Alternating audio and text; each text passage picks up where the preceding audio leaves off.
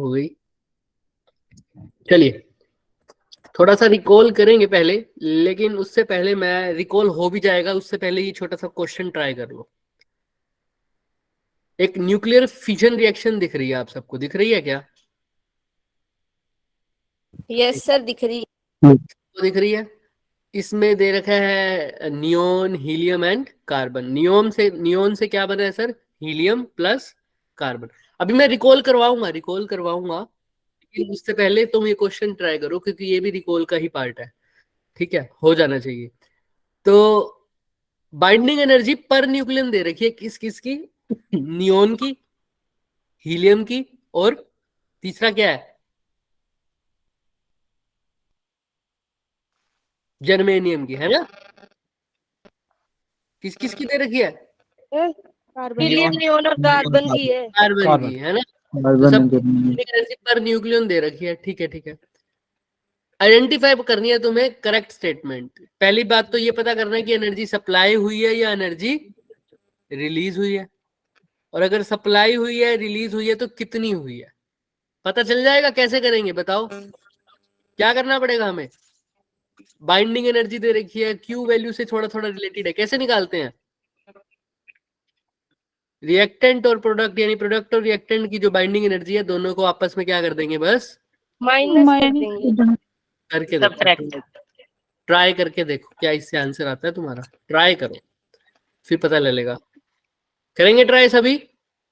Yes sir, बिल्कुल। एक बात का ध्यान रखना, ये बाइंडिंग एनर्जी नहीं है, ये क्या है? Binding energy. बाइंडिंग एनर्जी पर न्यूक्लियन बाइंडिंग एनर्जी निकालने के लिए नंबर ऑफ न्यूक्लियन से मल्टीप्लाई करना अनिवार्य है। पड़ेगा। ठीक है, करो। Yes sir. रिएक्टेंट की निकालो पहले, नियोन की, फिर हीलियम और कार्बन की निकाले। हीलियम 2 है, ध्यान रखना। करिए, ट्राई करिए, पता भी लग जाएगा उसी से कि एनर्जी रिलीज हो रही है या एनर्जी गेन हो रही है। जल्दी जल्दी ट्राई करो। You can raise your hands if you have done it. If any problem, then you can also turn on your mic and ask the question. Oh my yes God, sir. बढ़िया English कैसे बोल लेता हूँ मैं। Sir मुझे भी दिखाया। बिल्कुल सिखाएंगे, पहले क्वेश्चन करिए। यस सर ने भी कैमरा बंद किया है। हाँ जी। Yes yes. ओके ठीक है सर, बस भुजिया मत खाना। नहीं खा रहा भाई, नहीं खा रहा। मैंने खाई सर आज। भुजिया नहीं खाई मैंने, अब हॉट खाएंगे आज।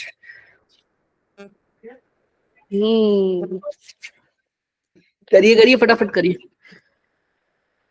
और भी टॉपिक्स हैं।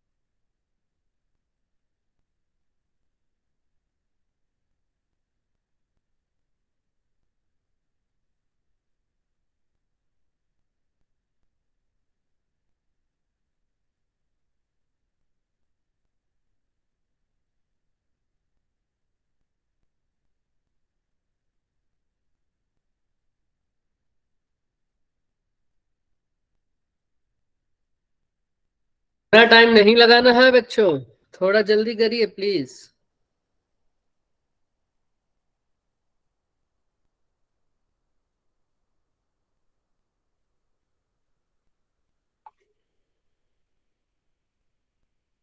लास्ट 30 सेकेंड्स बस, इससे ऊपर टाइम नहीं देंगे हम। 29,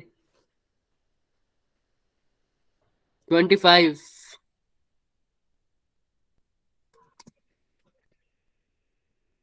20,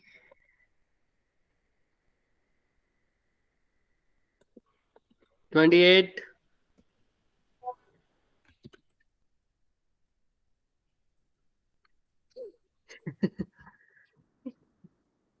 10 सेकेंड्स पड़े हैं भाई, जल्दी जल्दी करो। 5 seconds, 2 seconds. Time is over. चलिए, किस किस का हुआ है? किस किसी ने ट्राई किया है क्या? हाँ या ना? Yes sir. Yes sir, try तो फिर क्या आया? कुछ आया? क्या क्या कर लिया? मेरा तो 10। डी ऑप्शन लग रहा है सबको क्या? B. फिर हैंड क्यों नहीं लग रेज ही किया रहा भाई? है। चलिए चेक करते हैं। डी ऑप्शन, इन्होंने तो कहा है 9.72, तुम लोग तो कह रहे हो ऑप्शन में नहीं है 9.72, तो ये कैसे बोल रहा है? ये किसी और का तो आ गया क्या? भाई ये क्या बात हो गई? रिएक्शन तो यही है, यस। Yes sir. कुछ तो गड़बड़ है। हम कैलकुलेट करेंगे फिर, कोई बात नहीं। सबने काम वैसा ही किया था जैसे मैंने बोला है, हाँ या ना? Yes sir. Yes sir. तुम्हारा आंसर क्या है? तुम अपना आंसर बताओ मुझे। सर मेरा तो 10 आया। 10 आया? तो फिर हो Yes, सकता है sir. ऑप्शंस में मिस्टेक हो, मैं दोबारा चेक करूंगा, कोई बात नहीं। आइए, क्या क्या किया है सबने? पहले हीलियम की कैसे निकाली है बाइंडिंग एनर्जी? चलो पहले प्रोडक्ट की निकालते हैं। हीलियम है प्रोडक्ट में, हीलियम की कैसे निकाली है? दे रखी है सर, कितनी है? सर 7.07। 7.07. ये तो पर न्यूक्लियन की है, टोटल के लिए किससे मल्टीप्लाई कर दूंगा? मल्टीप्लाई 4 से। जितने 4 नंबर ऑफ न्यूक्लियन 4। 4 से। ये तो एक हीलियम की आ जाएगी। ऐसे ऐसे सर कितने 2 हैं? से मल्टीप्लाई करेंगे ऐसे ऐसे कितने हैं? सर 2। दो दो से करेंगे। 9.72 ही आ रही है जो उसमें दी है। हाँ फिर ठीक है, अगर 9.72 आ रही है तो इसके ऑप्शन में गलती होगी। यहाँ तक क्लियर है? पहले देखेंगे, अभी हम निकाल लेते हैं, कोई बात नहीं। यहाँ तक क्लियर है सबको? हाँ या ना? Yes sir. ये तो हीलियम की आ गई। कार्बन की निकालते हैं वो फटाफट। कार्बन की बाइंडिंग एनर्जी पर न्यूक्लियन कितनी है बच्चे? 7.86। मल्टीप्लाई बाय क्या करना पड़ेगा? 12। 12। तो कार्बन 12. की आ- ऐसे ही अब रिएक्टेंट की निकालो फटाफट। पहले तो इनकी वैल्यू लिख दो फटाफट। अब सब चेक करवाओ मेरे को, कितनी कितनी लिखी है तुमने? हीलियम की क्या आई है सबकी? फिर अब मैं भी चेक करता हूँ अपने एंड से। 56.56 56.56 56.56 सही निकाली है तुमने, ठीक है। इसकी बताओ। 94.32 चेक करूं? 7.86 इंटू 12। 12 ठीक है, ये भी ठीक निकाली हुई है, 94.32। अच्छा, आ जाओ रिएक्टेंट की। रिएक्टेंट में क्या क्या है सर? नियोन। नियोन में कितनी दे रखी है इसकी? 8.03। मल्टीप्लाई किससे करूं बच्चे? 20 से 20 से। तो कितना आ गया है? तो 2 से ही मल्टीप्लाई कर दिया होगा सीधा तुमने, हाँ या ना? Yes sir. कितना आया बताओ? 16.06. ठीक है, ये आ गया। अब आप साफ साफ देख लो पहले तो। 56.56 प्लस 94.32, इनको ऐड करोगे तो देखो 160 से कम आ रहा है, 160 से ज्यादा आ रहा है। सर कम आ रहा है 160 से कम आ रहा है। और कितना आ रहा है? सर 150.88। और ये कितना है? 160.66। तो देखो इसमें भी यही आ रहा है, सेम सही आ रहा है बिल्कुल हमारा आंसर। तो पहले तो मेरे को ये बताओ, रिएक्टेंट की बाइंडिंग एनर्जी ज्यादा है या प्रोडक्ट की ज्यादा है? सर सर रिएक्टेंट की। अगर रिएक्टेंट की ज्यादा है, हमने बोला था, ध्यान से देखो, क्यू वैल्यू में चले जाओ वापस। Binding energy of reactant is more than binding energy of product. Product. तो क्या पता लगता है इससे sir? Sir endoergic reaction. Endoergic reaction. Very good. कैसी रिएक्शन है सर? Endoergic reaction. और एंडोअर्जिक रिएक्शन में एनर्जी क्या होती है, रिलीज होती है या एब्जॉर्ब होती है? सर एब्जॉर्ब होती है। absorb होती है। इन दोनों को माइनस कर दोगे आएगी 9.72। ठीक है, ये आंसर आएगा इसका। क्लियर है सबको? हाँ या ना? Yes, sir. जी बिल्कुल वही आंसर आएगा इसका। Yes sir. क्लियर? किसी को कोई डाउट? बोलो। No, sir. अभी भी किसी को कुछ पूछना है तो आराम से पूछ सकता है, टेंशन लेने की कोई जरूरत नहीं है। चले आगे, हाँ या ना? सर तो हम करेक्ट आंसर क्या लिखेंगे? ऑप्शन 9.72। ये ऑप्शन में या तो मेरे को पेस्ट करते टाइम मैंने गलती कर दी होगी। देखो आंसर पूरा सोल्व भी तो हुआ पीछे क्वेश्चन, देखो क्या आया हुआ है 9.72। फिर भी मैं दोबारा रीचेक करके आपको बता दूंगा अभी क्लास से पहले ही। ठीक है, done? Yes, sir. Yes sir. चलिए, तो हमने तो क्यू वैल्यू से करा भी था, इनका देख लेंगे ऐसा क्या है इसमें। अगर कुछ फिर भी लगेगा मुझे तो मैं चेक करूंगा। आइए, अब सबसे पहले नेक्स्ट क्वेश्चन पे आओ, इधर आओ। ये क्या, अच्छा इससे पहले रिवाइज करें क्या? वैसे रिवाइज हम बहुत बार कर चुके हैं बट कोई बात नहीं, कर लेते हैं थोड़ा सा। आओ, जो अभी तक पढ़ा है फटाफट उसको बोल लेते हैं। सर कहां से स्टार्ट किया था? न्यूक्लियस का रेडियस फटाफट बताओ। R is equal to Proton. R naught A power 1/3 मैं तुमसे एक्सपेक्ट कर रहा था तुम बोलोगे n² बाय z। जेड। वो किसके लिए था सर?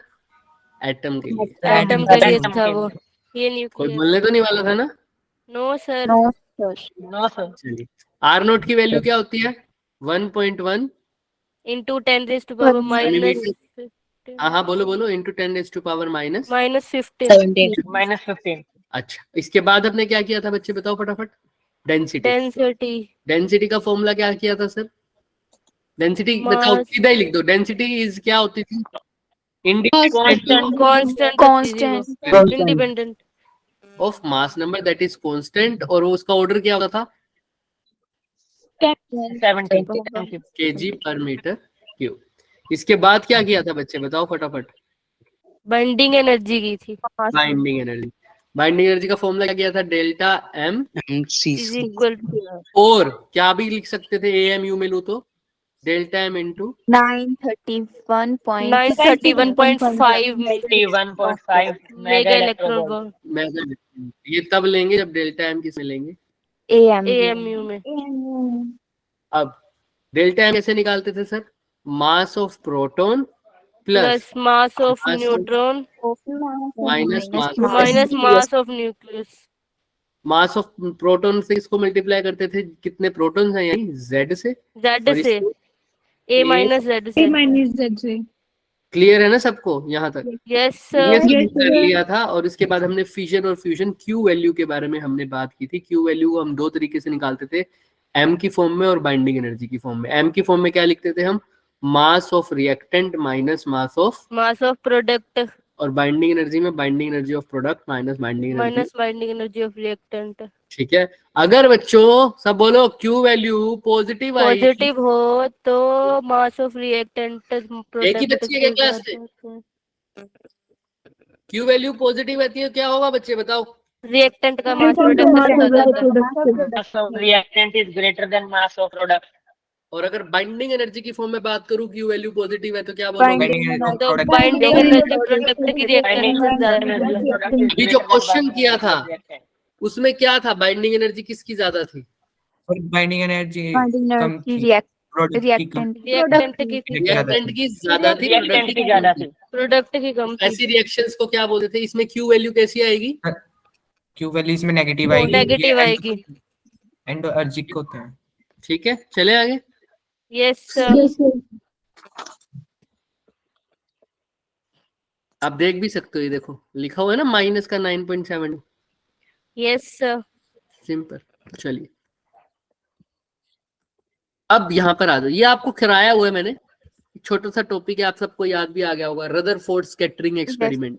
Yes sir. मेरा कैमरा कैसे ऑफ हो गया? जादू। Scattering experiment. Rutherford scattering experiment में हमने क्या किया था बताओ, कौन बताएगा?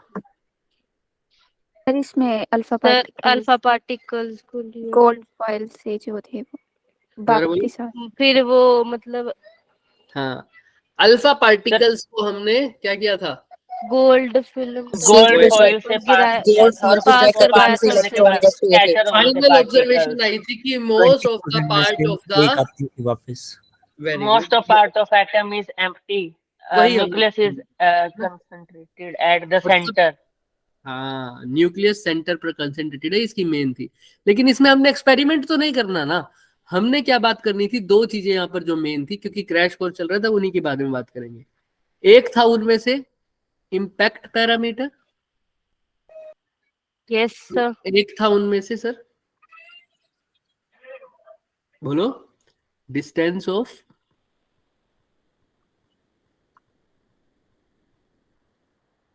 closest approach.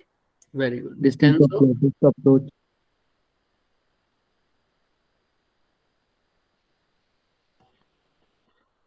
क्या फर्क था दोनों में?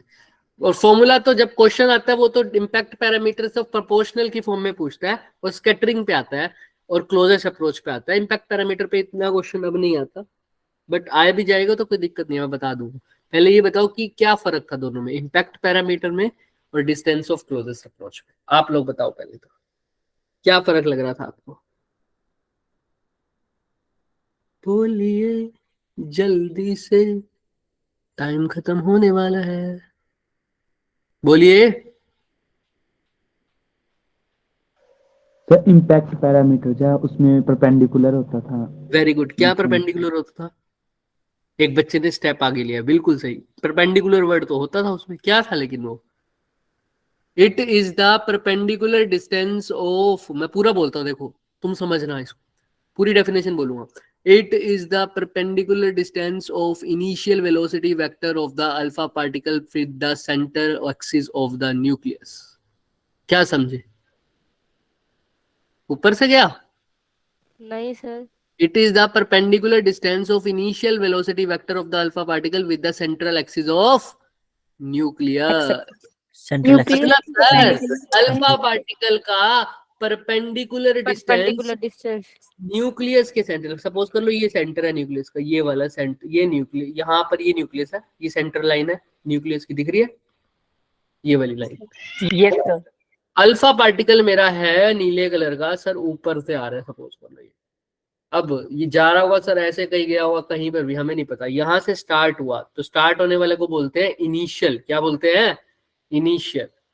तो स्टार्ट होने पर जो उसका वेक्टर है, तो इसलिए बोला इनिशियल वेलोसिटी वेक्टर, क्योंकि जैसे जैसे आगे जाएगा तो न्यूक्लियस से रिपेल हो सकता है वो, राइट, वापस भी आ सकता है, टकरा भी हो सकता है, उसके बाद क्या होगा हमें नहीं पता, लेकिन स्टार्टिंग में तो यहां से जाएगा ना वो, तो इनिशियल वेलोसिटी वेक्टर का उसका डिस्टेंस बताना है परपेंडिकुलरली।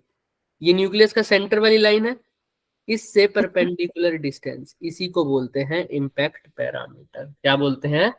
Impact parameter. क्लियर है सबको? परपेंडिकुलर डिस्टेंस सर, जैसे सपोज कर लो मैं अल्फा पार्टिकल दिखाता हूँ तुम्हें, ये अल्फा पार्टिकल पहला, ये दूसरा, ये तीसरा, ये चौथा, ये पांचवा, ये छठा, ये सातवां। अब तीसरे वाले का या पहले वाले का बताओ, पहले वाले का बताओ न्यूक्लियस से कितना डिस्टेंस है, वो तो बिल्कुल न्यूक्लियस की एक्सिस पे है ना, देखो बिल्कुल न्यूक्लियस के साथ साथ है ना। मैं इधर लिंक बना देता हूँ, लोग तुम्हें इससे ज्यादा क्लियर हो जाएगा। ये एक न्यूक्लियस, ये एक एटम है, ये क्या है, इसका न्यूक्लियस वाली लाइन है, ये हो गई इसकी सेंट्रल लाइन, दिख रही है? Yes, sir. तो ये पहला अल्फा पार्टिकल है सर, फर्स्ट, ये सेकंड, ये थर्ड, दिख रहा है? अब यहां से स्टार्ट हो रहा है पहला, ये दूसरा,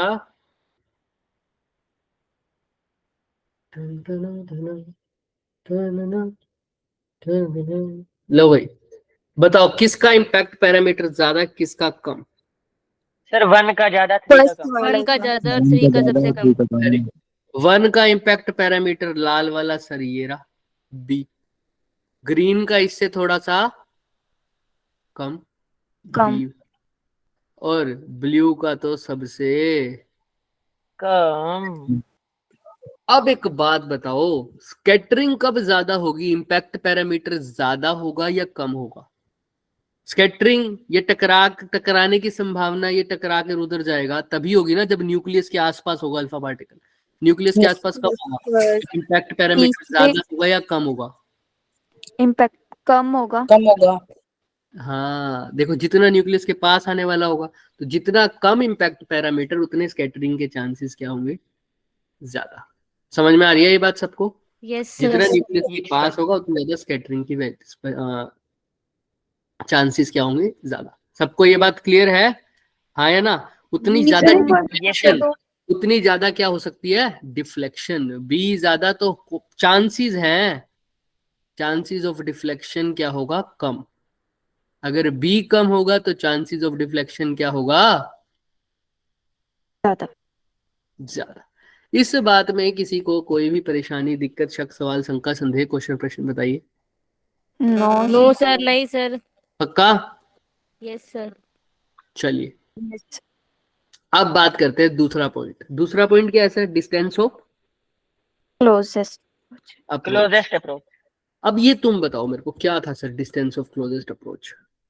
सर मतलब अल्फा पार्टिकल जो सबसे नजदीक होगा न्यूक्लियस के, उसका डिस्टेंस। हाँ, अल्फा पार्टिकल कितना ज्यादा पास जा सकता है, क्योंकि कोलाइड नहीं हो सकता सर इतना। क्योंकि सर एक बात बताओ, वो भी पॉजिटिव है अल्फा पार्टिकल भी, न्यूक्लियस भी पॉजिटिव है, अल्फा पार्टिकल भी पॉजिटिव है, तो पूरा तो जाएगा नहीं, क्योंकि बिल्कुल दोनों पॉजिटिव पॉजिटिव है, तो एक बिल्कुल थोड़ा सा डिस्टेंस बच जाएगा वहां से पास जाके, और एकदम से रिपल्शन हो सकती है ज्यादा से ज्यादा। कभी भी टकराने की चांसेस क्या है? बहुत कम है ही नहीं, लगभग।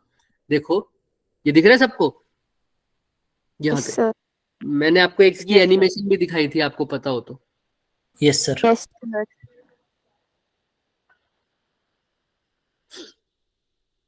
देखो अब यहाँ पर ये है मेरा अल्फा पार्टिकल, सॉरी ये है मेरा न्यूक्लियस, सपोज कर लो।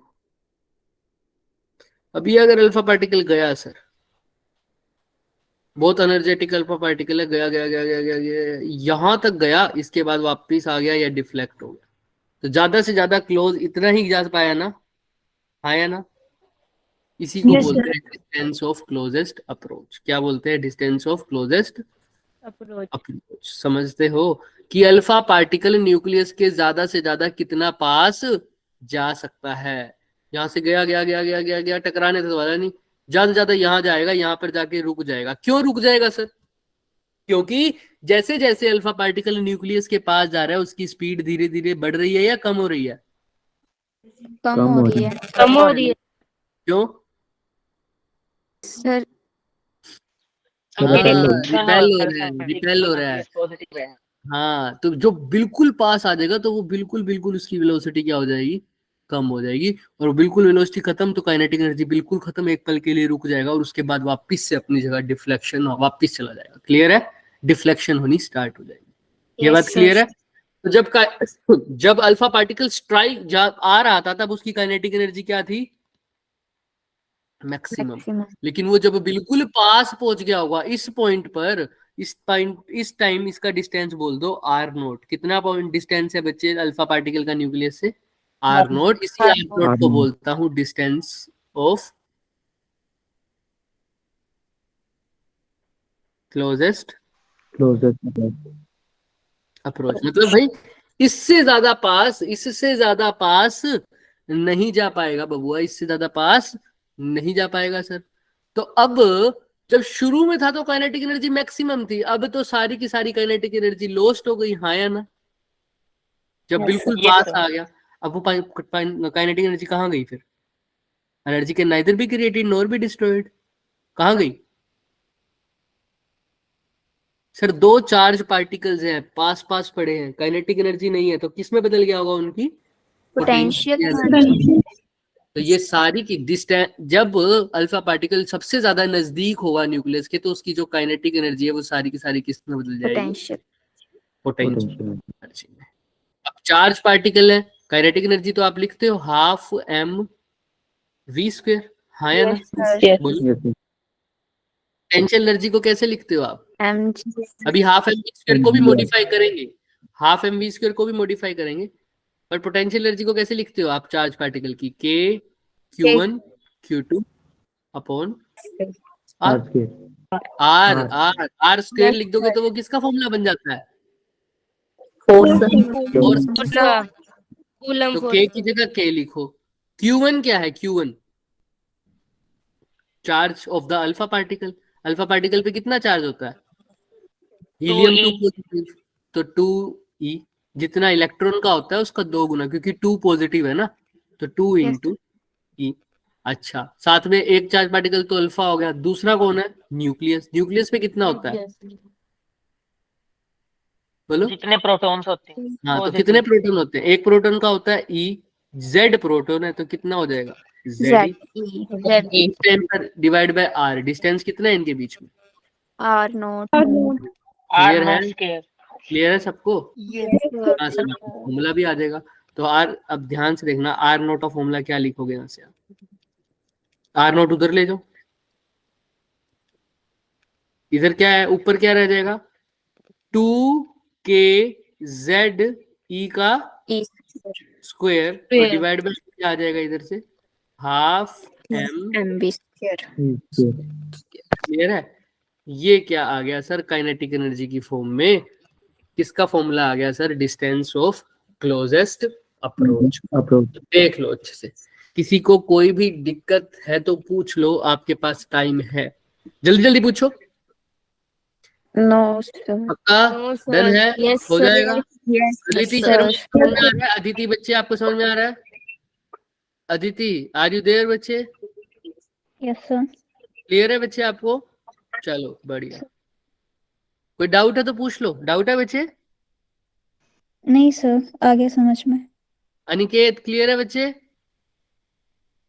Yes sir. बढ़िया। देवांश क्लियर है बच्चे? देवांश क्लास में नहीं है? देवांश। आयुष ठाकुर क्लियर है बच्चे? आयुष ठाकुर क्लियर है बच्चे? हाँ है ना? आयुष, अभी तो माइक ऑन किया तुमने। चलिए देखते हैं इनको हम। निशु क्लियर है? निशु जायसवाल। Yes Nishu, sir. निशु बताना फिर यस सर। यहाँ पर क्या अप्रोच लगाई है मैंने? डिस्टेंस ऑफ क्लोजेस्ट अप्रोच पर जब अल्फा पार्टिकल आ गया था तो क्या हुआ? जब अल्फा पार्टिकल बहुत क्लोज आ गया था न्यूक्लियस की, उसके बाद क्या हुआ? आर नोट डिस्टेंस पर ऐसा क्या हुआ था? कैसे निकाला मैंने? क्या कंडीशन लगाई है मैंने काइनेटिक एनर्जी और पोटेंशियल एनर्जी की? बताओ। निशु आपसे पूछ रहा हूँ बच्चे। Kinetic energy plus potential energy. अच्छा, ये किसकी इक्वल रखी है?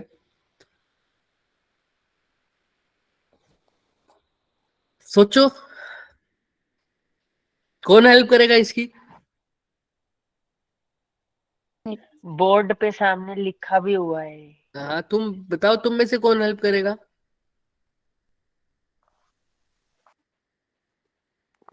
आर नॉट लिखा है। आयुष बताओ।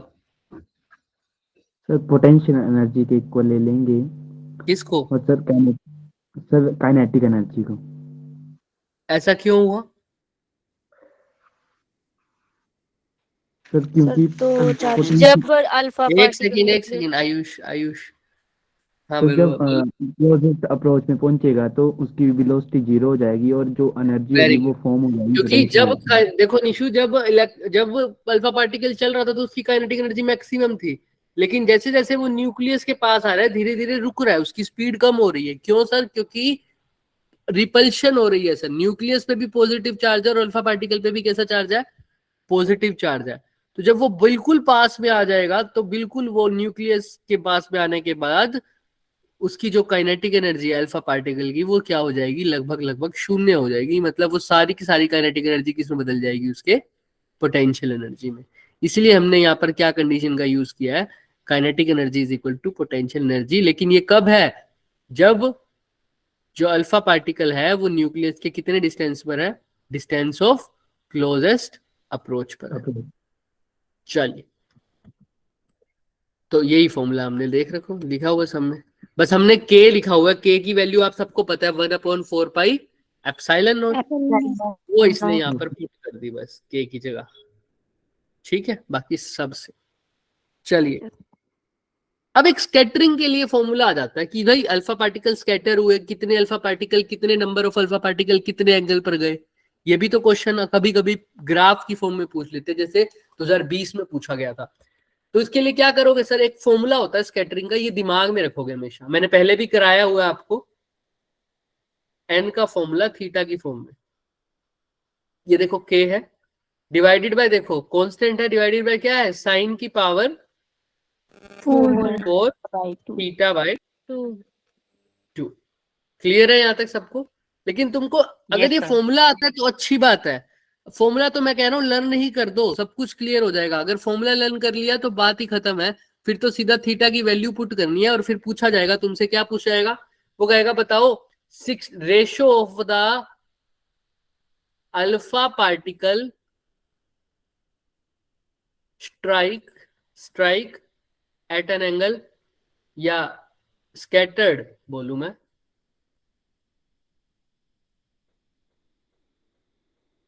scatter at an angle 60 degree and 30 degree. तो एक बार n का फॉर्मूला में थीटा की जगह क्या पुट कर देना, 60। एक बार क्या पुट कर दोगे, 30 डिग्री 30 डिग्री। और दोनों जगह k तो सेम ही रहेगा, और दोनों को इक्वेशन को क्या कर दो, डिवाइड कर दो।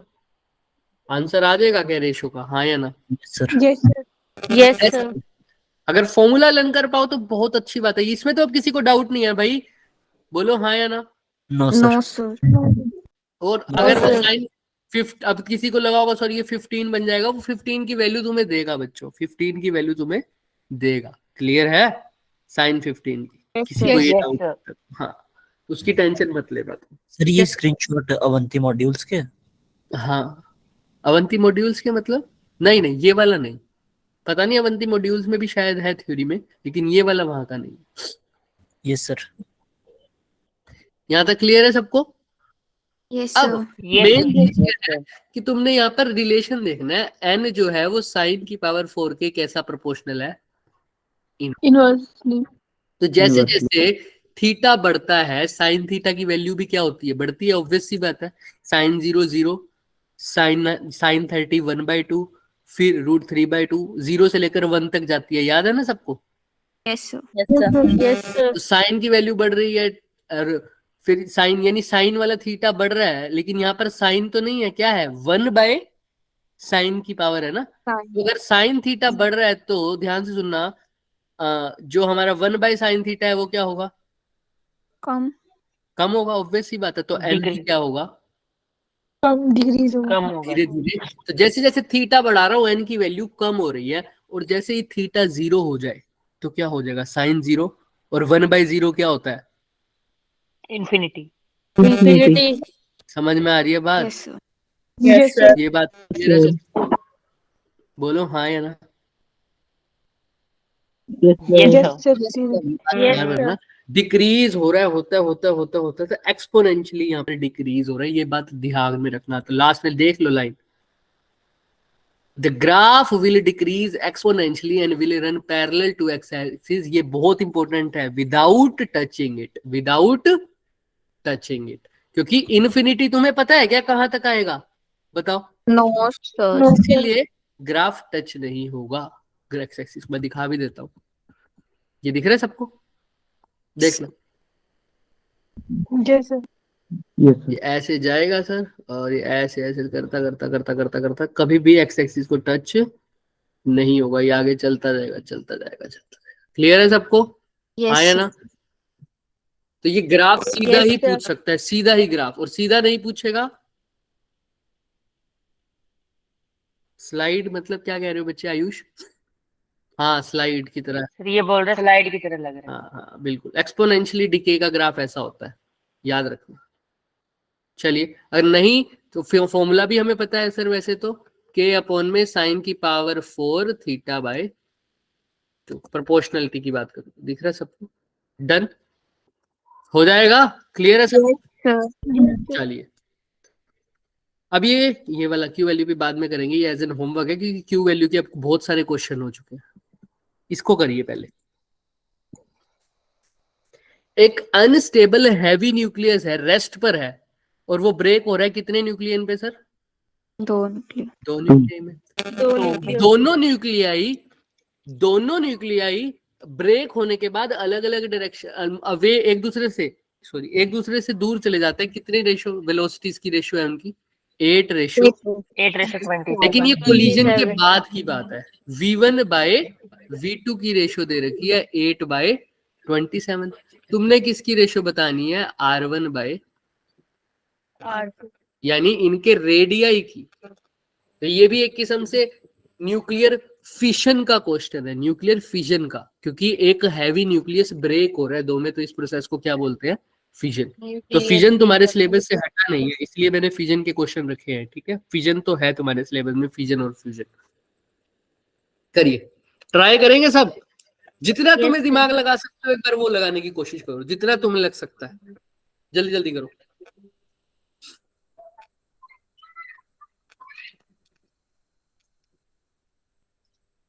सुबह क्या स्ट्रेंथ रहती है बच्चे तुम्हारी जो सुबह क्लास लगती है उसमें? 20, बैच 1 प्लस बैच 2 में 20।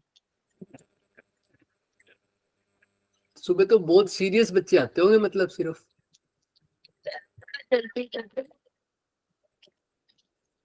है ना? बढ़िया, देखते हैं हम भी जब सर आप ना क्लास। मेरी बात सुन लो। 5:30 से 6:30 ले लेना, या 5 से 6 ले लेना।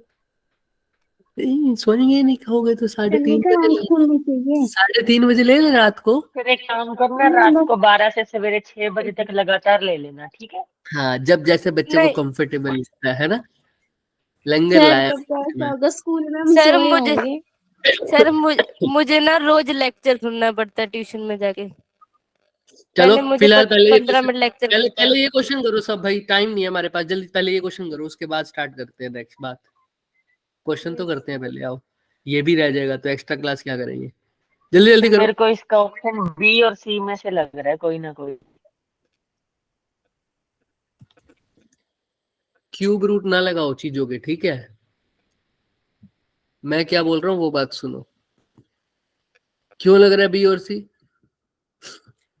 सर सी आएगा इसका, क्योंकि देखो, जब भी मैंने बताया ब्रेक हो रहा है ना, एक किस्म से कोलिजन वाली बात भी बन सकती है। चाहे ब्रेक हो रहा हो, कुछ हो रहा हो, क्या कंजर्व रहता है? मोमेंटम। ऐसा क्यों कह रहा हूं मैं? ऐसा क्यों कह रहा हूं भाई? हैवी न्यूक्लियस के ऊपर जाके किसी ने हथौड़ा मारा था क्या कि वो टूट गया? बताओ। नहीं ना, वो खुद से कैसा था? अनस्टेबल था सर। खुद से कैसा था? Unstable sir. उसके अंदर की फोर्स काम करी है सर। वो मोटिवेशनल स्पीकर्स के पास जाके नहीं गया सर मैं साइकिल पे घूम रहा हूँ, मेरे को कार चाहिए, है ना। वो खुद से पैदल था, उसको खुद के अंदर भूख लगी, सर कार लेनी है, कार लेनी है, तो उसने खरीद ली। ये इंटरनल फोर्सेस होती है। कैसी होती है sir? Internal forces. Sandeep Maheshwari की जरूरत नहीं पड़ती।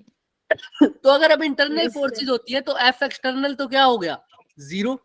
एफ एक्सटर्नल जहां 0 होता है, एफ की वैल्यू होती है dp बाय dt। न्यूटन का सेकंड नियम। एफ एक्सटर्नल 0 तो dp बाय dt भी 0, चेंज इन मोमेंटम 0, और मोमेंटम का चेंज 0 तो initial momentum is equal to fine. तो जब भी एफ एक्सटर्नल 0 हो, इनिशियल मोमेंटम को किसे इक्वेट कर दिया करो? Final momentum. तो यहाँ पर भी वही होगा, initial momentum is equal to final momentum. तो इनिशियल तो सिर्फ हैवी न्यूक्लियस था, वो भी कैसा? रेस्ट पे। तो इनिशियल मोमेंटम तो क्या हो गया? 0। हाँ या ना? फाइनल मोमेंटम देखते हैं। फाइनल में एक मास को मान लो m1, दूसरे का वेलोसिटी v1, दूसरे का m2 और v2, यही होगा सर। अब एक दूसरे से अवे जा रहे हैं, इसका मतलब क्या है? दोनों की डायरेक्शन क्या है? अपोजिट। तो एक की वेलोसिटी क्या लगा दूं? माइनस। तो अब माइनस उधर जाके प्लस हो जाएगा, यानी m1 v1 किसके इक्वल आ जाएगा? m2 v2। तो v1 by v2 is equal to m1 by m2। गलत। हाँ बोल रहे हो। v1 by v2 is equal to क्या आएगा? m2 by m2 by m1। हमें v1 by v2 तो पता है 8/16 27 27 है। M1 को हमारा लेना देना नहीं है, हमको तो लेना देना है R1/R2 से। तो M1 को R1 की फॉर्म में कैसे लिखूं? न्यूक्लियस है, उसकी वॉल्यूम लिखते थे स्फीयर वाली फॉर्म में। तो density is equal to mass by volume. Sir nuclear की डेंसिटी तो क्या रहती थी? कांस्टेंट। चाहे कांस्टेंट कोई रहती भी थी। न्यूक्लियर ले लो आप, उन दोनों में से कोई भी न्यूक्लियर ले लो, डेंसिटी तो चेंज करने की जरूरत है नहीं। तो मास की Yes, जगह sir. क्या लिख सकता हूँ? Density into volume. वॉल्यूम। तो इसकी जगह लिख दूंगा D इंटू वॉल्यूम 2। इसकी जगह क्या लिख दूंगा? D into volume 1। क्यों सर D को D1 D2 क्यों नहीं लिखा? तो डेंसिटी सेम रहती है ना। डेंसिटी तो सेम रहेगी, ऊपर वाला हो चाहे फर्स्ट वाला न्यूक्लियर हो चाहे सेकंड वाला हो सर, इसलिए डेंसिटी से डेंसिटी कट गई सर। कैंसर। तो V2/1 तो 8/27 आना चाहिए इससे, हाँ या ना? Yes sir. लेकिन ये V2, अच्छा सर। कंफ्यूज मत हो जाना, मैं इसको कैपिटल V2/V1 लिख देता हूँ। ये क्या है? वॉल्यूम है। क्या है? वॉल्यूम। तो फिर वॉल्यूम। V2/V1 तो वॉल्यूम आया ना सर, हमको तो क्या निकालना है? रेडियस। सर अरे रेडियस। रेडियस। स्फेरिकल है, रेडियस उसकी वॉल्यूम निकालना क्या है। होती है? 4/3 pi 4/3 R cube. Pi R cube. R2 का क्यूब, और नीचे क्या लिखोगे? 4/3 पाई R1 का क्यूब। R1 का क्यूब। 8/27 गए। किया, तो R2/R1 इज इक्वल टू 8/27 का क्यूब रूट। क्यूब रूट 8 का क्यूब रूट क्या होता है? 2/3 2 option number 3 option number 3। B clear है सबको? अभी हमारा R2/R1 आया ठीक है। 3/2, लेकिन इन्होंने पूछा क्या है? कुछ भी निकालना नहीं है। देखना है, check the ratio of the radii of nuclei. अब इन्होंने जिस अब नहीं बताया हुआ किस फॉर्म में लेना है, तो जिसकी इन्होंने पहले 8 लिखा हुआ है उसी को हम पहले लिखेंगे। 8 किसका है? हमने माना है V1 का, तो हम पहले रेडियस किसका R1 लिखेंगे? का। पहले V1 का लिखेंगे। तो V1/V2 लिखा है, तो रेशियो भी क्या निकालेंगे? R1/R2 की। तो R2/R1 2/3 है, तो R1/R2 क्या हो जाएगा? 3/2। 3/2 तो ऑप्शन ऑप्शन यहाँ पे इसीलिए C। क्लियर है सबको? Yes sir. Yes sir. तो मैंने बार बार बता दिया, देखा कैसे का चाहे तुक्का कितना कोलिजन हो, सही लगा। हाँ, पर चाहे कोलिजन हो, चाहे ऐसा कुछ डिके हो रहा हो, जब तक F एक्सटर्नल 0 होती है ना बच्चे, तब तक क्या कंजर्व कर सकते हो आप? Linear momentum. क्लियर है? मोमेंटम को। क्लियर है Yes, sir. सबको? यस इसको सर। 11th में Yes, डिस्कस sir. करेंगे। जब 11th Yes, sir. टॉपिक करेंगे तो मैं ये बार बार रिपीट नहीं करूंगा चीज, उसमें भी हम कोलिजन पढ़ेंगे। फिर मैं नहीं बताऊंगा कि मोमेंटम कंजर्व क्यों किया, फिर मैं पूछूंगा। ठीक है, यस सर। चलिए, किसी को कोई डाउट है? संदीप, आपको बच्चे कोई डाउट है इसमें? संदीप, संदीप, नहीं सर, ऑस्ट्रेलिया का मैच है ना आज, वो देख रहे क्लियर है हैं। ना बच्चे सब? चले आगे Sandeep. Yes sir. Yes sir. Sandeep, इसमें मोमेंटम कंजर्व क्यों किया बच्चे बताओ?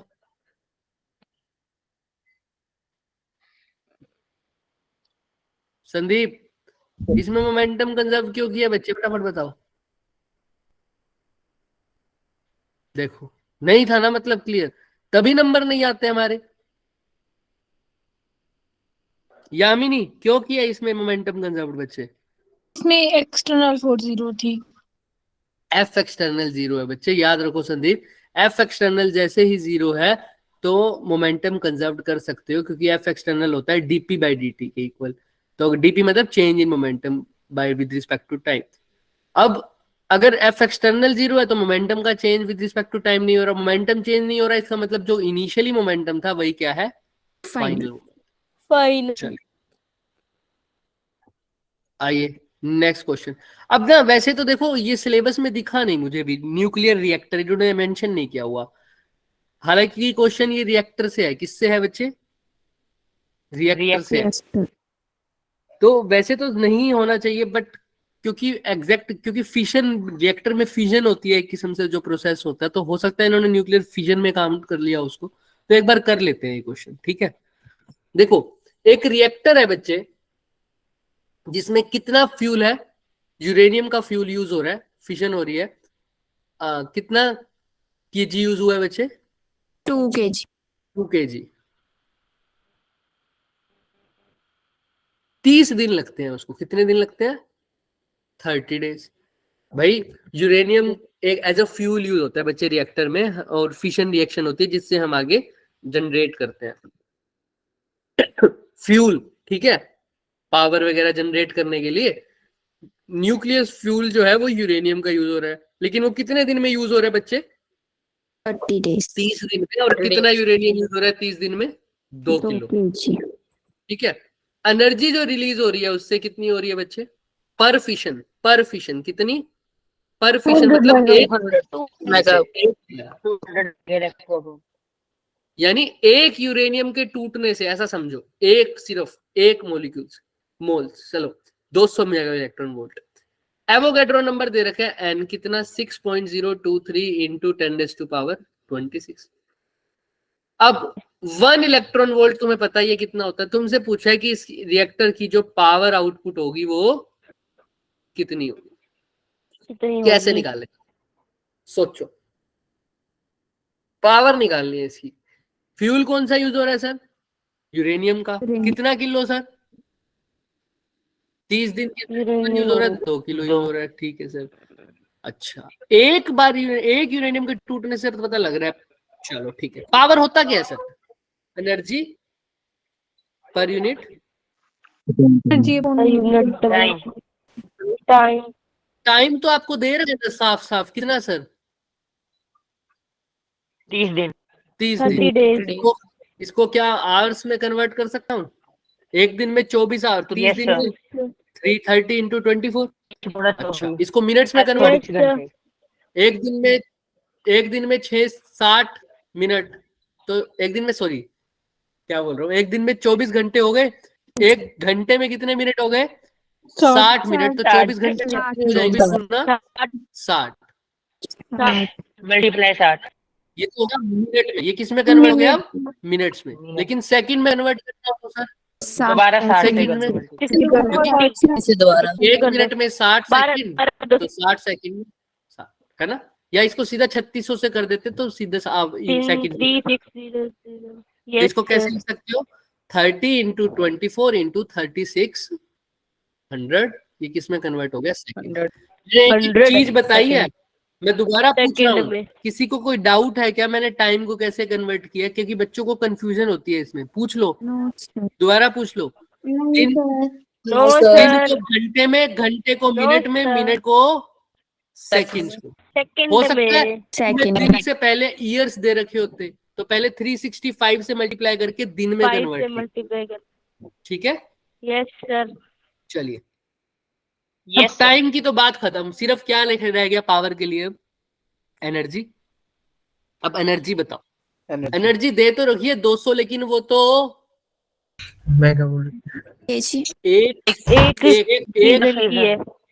एक एटम के लिए, लेकिन कितने नंबर ऑफ एटम है, कैसे निकालते हैं?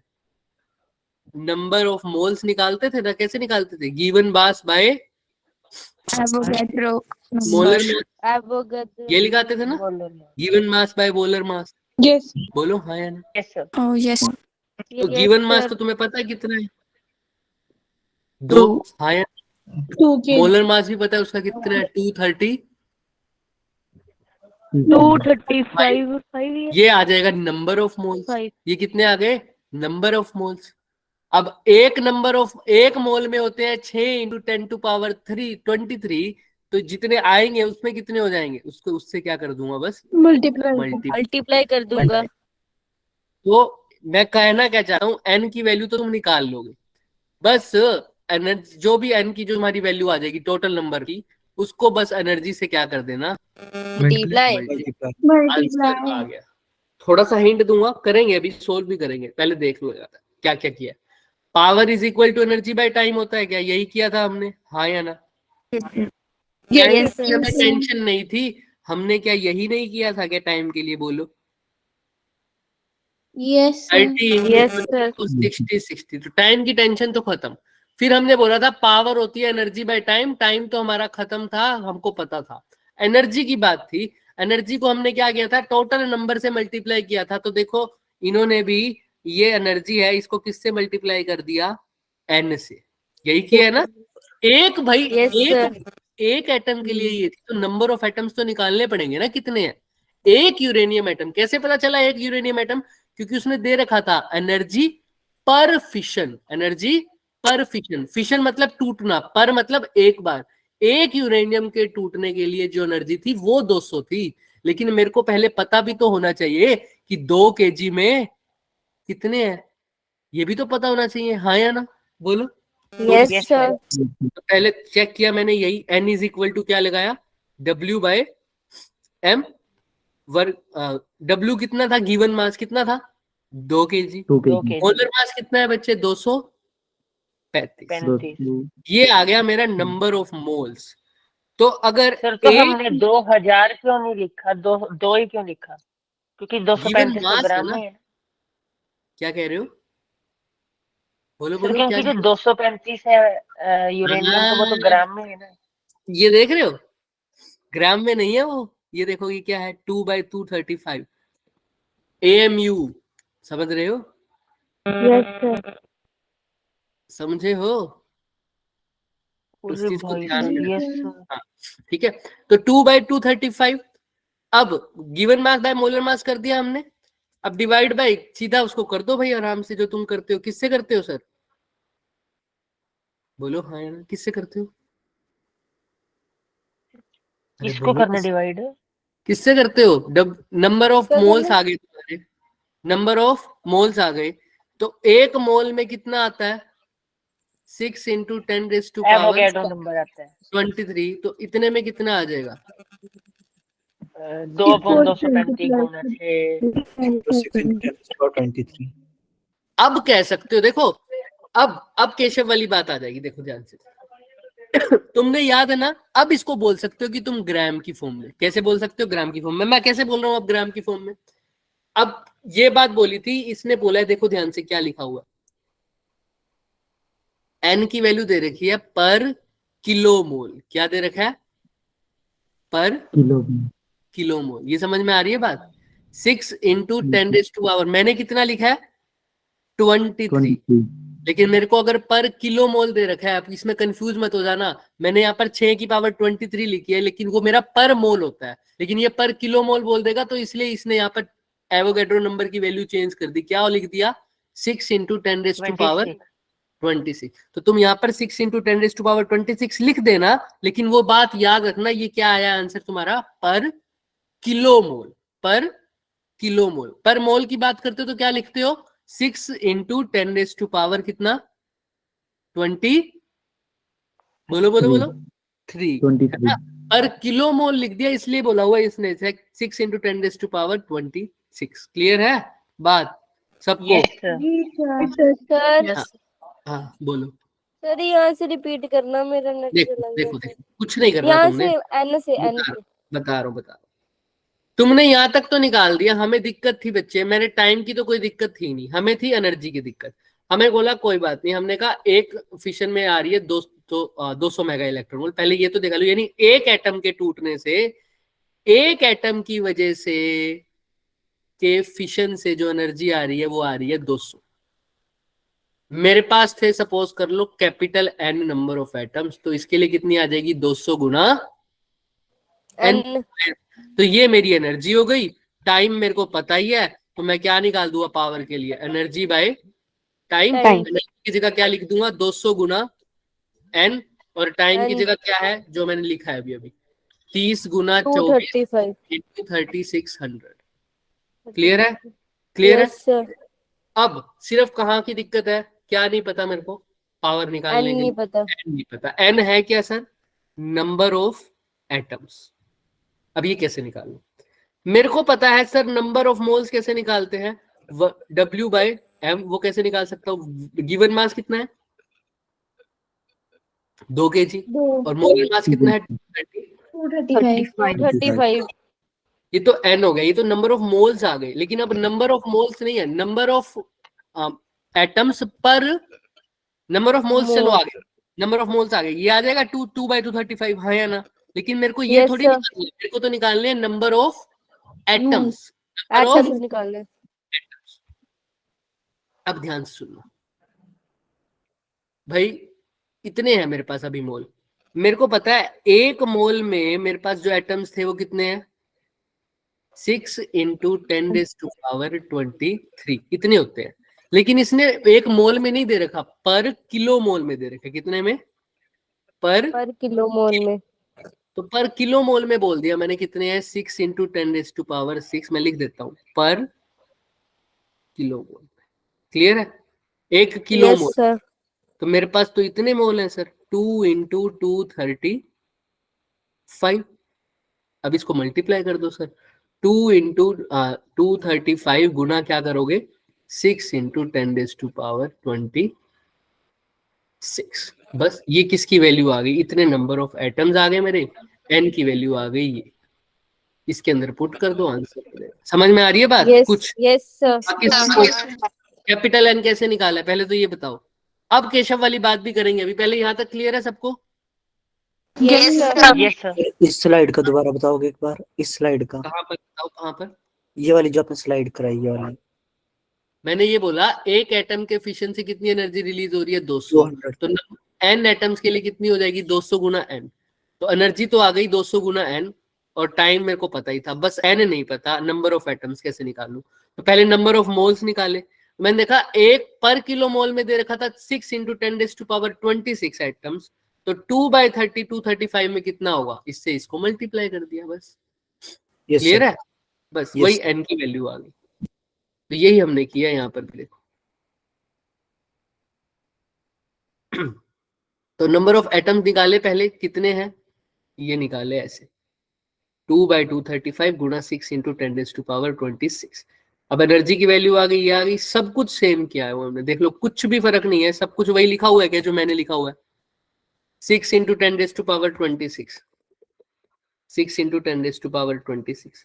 ये गुना 200 × 1.6 कैसे लिखा वो भी आएंगे। 200 तो लिखोगे ही तुम भी, ये लिखा हुआ मैंने, देखो, हाँ या ना? Yes sir. ठीक है। और नीचे टाइम। अब ये जो आंसर आएगा ये तुम्हारा आएगा जूल में, क्योंकि तुमने कोई भी एनर्जी सारी एसआई यूनिट में लिया है, तो आंसर भी किस में आएगा, एसआई यूनिट में। और एनर्जी की एसआई यूनिट क्या होती है, जूल, है ना? और पावर भी जो आएगी वो आएगी वोट में, हाँ या ना? समझ में आ रही है बात? बट अब ध्यान से एक बात सुनो, इन्होंने मेगा वोट में पूछा हुआ है, हाँ या ना? पहले तो ये बताओ। हाँ जी सर। तो इसीलिए आप सबको पता है, अगर मेरे को जूल में कन्वर्ट करना है, सुनो मेरी बात, किस में, अगर जूल में कन्वर्ट करना होता तो कैसे करते हैं? 1 इलेक्ट्रॉन वोल्ट में कितने जूल्स होते हैं? 1.6 यहाँ एनर्जी की वैल्यू जिस पे तुम पुट करोगे वही पावर में आएगी। अगर एनर्जी की वैल्यू एसआई यूनिट में पुट करोगे बच्चे, तो पावर भी किस में आएगी, एनर्जी की एसआई यूनिट जूल, तो पावर की एसआई यूनिट आ जाएगी कितनी, वोट। लेकिन तुमने यहाँ पर एनर्जी किस में पुट करी है, 200 मेगा इलेक्ट्रॉन वोल्ट। किसमें, 200 यानी मेगा इलेक्ट्रॉन वोल्ट। तो क्या पावर वोट में आएगी क्या? नो सर, मेगा पहले मेगा इलेक्ट्रॉन वोल्ट को जूल में कन्वर्ट करोगे कैसे, मल्टीप्लाई करके 1.6 × 10⁻⁹ पहले इसको जूल में बदलेंगे, तब जाके जो आंसर आएगा वो किस में आएगा, वोट में आएगा। यहाँ पर ये दिख रहा है सबको, ये किससे क्या हुआ, 1.6 तो यहाँ पर सीधा लिखा हुआ है, इसलिए हमने ये लिखा था 26 लिखा था। मैं साफ साफ दोबारा फटाफट लिख रहा हूँ, देखो।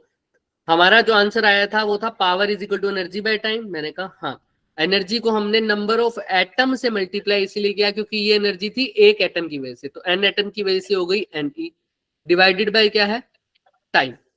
अब ई तो मेरे को पता था 200, लेकिन मेगा इलेक्ट्रॉन वोल्ट में थी तो किससे मल्टीप्लाई किया बच्चे, 1.6 × 10⁻⁻90। टाइम सबको पता था 30 गुना 24 गुना 3600, क्योंकि किस में बदला है, सेकंड्स में।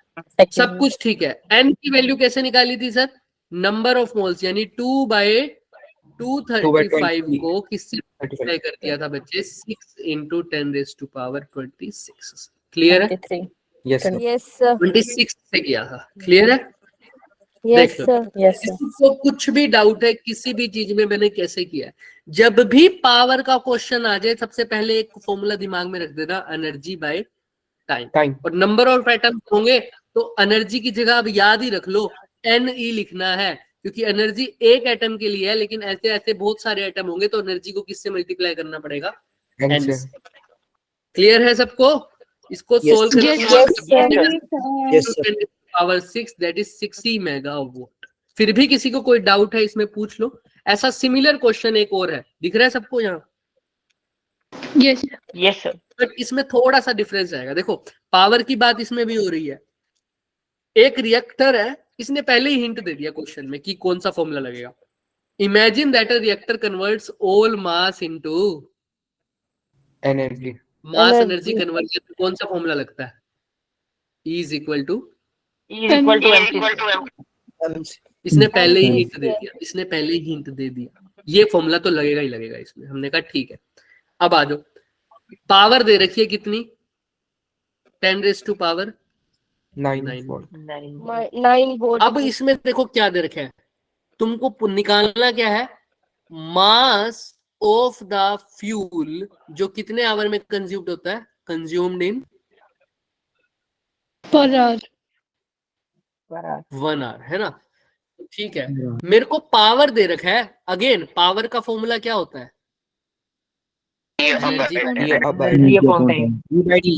By time. Energy of time. अच्छा ठीक है, यहाँ पर फ्यूल का एटम उटम नहीं दे रखे तो नंबर ऑफ एटम की तो भी बात ही नहीं कर रहा। हमने कहा ठीक है सर। अब 1 आवर में पूछा है तो टाइम तो सीधा ही लिख दूंगा, कितना सर? 1 आवर यानी कितने सेकंड? 60 मिनट्स। सेकंड्स में कन्वर्ट कर दो ना, जो ऐसा यूनिट। Yes sir. सेकंड में कन्वर्ट कर दिया, 3600 सेकंड्स। क्लियर है? Yes sir. अब देखो पावर तो गिवन है आपको, कितनी बच्चे? 10 raise to power 9 volt. Energy divided by 3600 second. यहाँ तक किसी को कोई doubt? No no sir. Sir यहाँ से क्या आ जाएगा मेरे पास? यहाँ से क्या आ जाएगा? एनर्जी आ जाएगी। एनर्जी आ जाएगी। निकालोगे 36 into 10 raise to power 9 into 100, right? Yes sir. जिसको नहीं समझ में आ रहा सर क्या लिख दिया, 3600 को 36 गुना 100 लिखा था बस, 3600 गुना 10 की पावर 9। अब क्लियर है? Yes sir. देख लो, है ना? अब यहाँ पर इसको क्या लिख दोगे, मतलब 36 गुना 10 की पावर 11। समझ में आ रही है ये बात? ये तो आ गई एनर्जी। अब तो काम ही खत्म है सर, मास निकालना था। 1 घंटे में उसने कहा है कि भाई जितनी मास है उसको सारी की सारी किस में कन्वर्ट कर दिया भाई साहब ने? एनर्जी एनर्जी में। हमने कहा एक बार देख तो ले, एक बार 1 घंटे में कितनी एनर्जी आ रही है। उसने कहा 1 घंटे में इतनी, तो इतनी एनर्जी कितने मास से आई होगी? यहाँ से नहीं निकाल सकता। एनर्जी तो है 36 गुना 10 की पावर 11। मास निकालना है, सी स्क्वायर क्या होता है? 3 इंटू 10 की पावर 8 का हो अब नहीं आ जाएगा क्या आंसर?